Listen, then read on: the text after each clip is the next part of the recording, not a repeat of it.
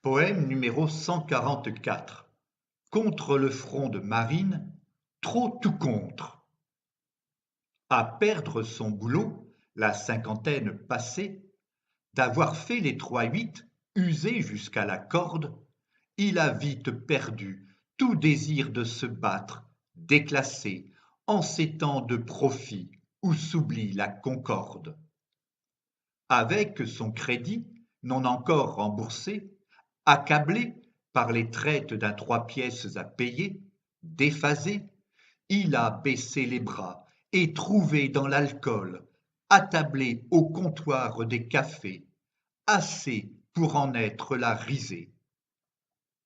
Sans plus d'espérance et d'envie d'avancer, laminé, son courage noyé dans les bocs de bière enchaînés, mu par les sirènes du désespoir, seul à l'embobiner, un jour il est parti, sans oser nous parler, trop gêné.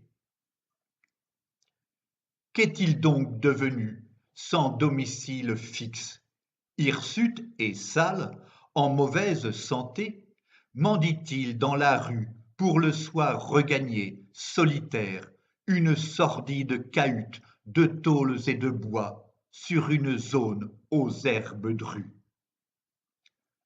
Nous ne le savons pas et voulons l'ignorer. Trahis et délaissés, nous sommes là, tous trois, ma sœur, ma mère et moi, à vivre dans une chambre envahie par les blattes d'un hôtel insalubre, la rage au cœur, que nous ayons dû vendre l'appart où nous vivions pour rembourser les dettes. Sans argent devant soi, elle s'échine à faire la boniche, afin que nous ayons, malgré ces gains minables, chaque nuit, un vrai toit.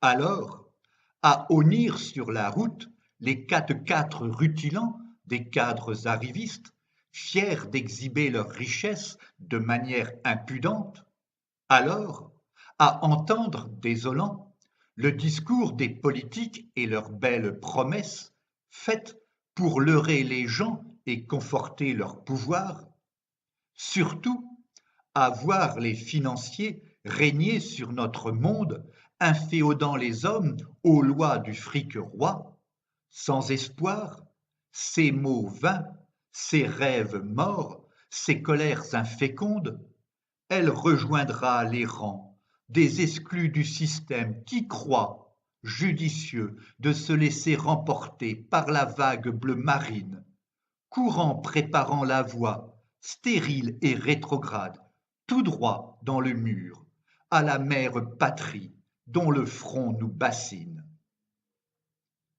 À lâcher les partis des nantis, de droite comme de gauche, louangeurs du cours de l'histoire, trop soucieux d'apparat, elle sent pourtant qu'à lui céder sa voix, magistrale fauche, arrivée au pouvoir, c'est la première que Marine étouffera.